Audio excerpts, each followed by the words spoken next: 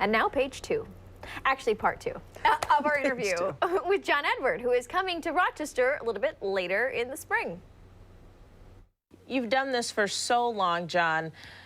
What do you get out of this? Do you feel like you're changing people's lives?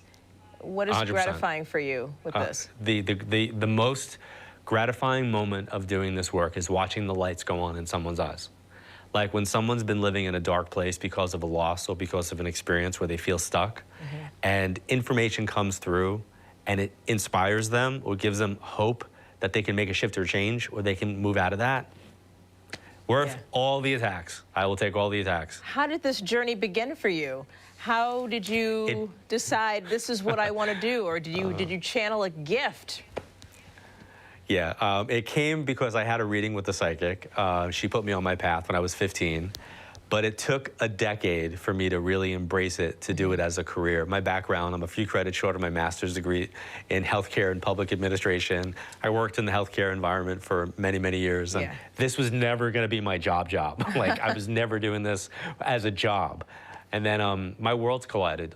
I mean, like, literally, people were contacting the hospital that I worked at, seeing if I could, you know, read them on my lunch hour. And it had to be addressed, let's put it that way. So I made the choice in 1995 to do this work professionally.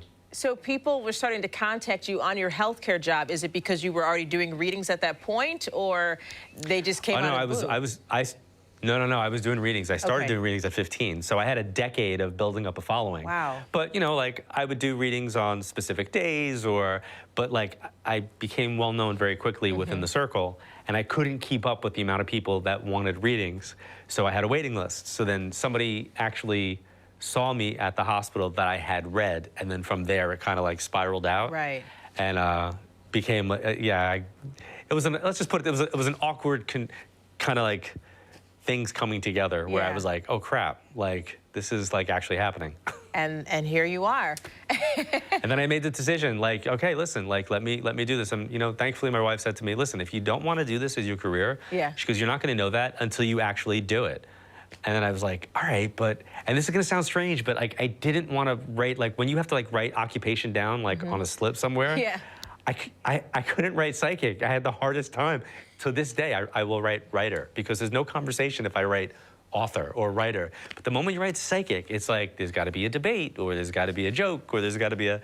So for me, it was something that I didn't think that I would do professionally. So the universe had other plans. All right. Well, John, thank you so much for your time. I'm being told you got to run, and we'll see you back here in Rochester later this year. Thank you very much. I can't wait. Thank you.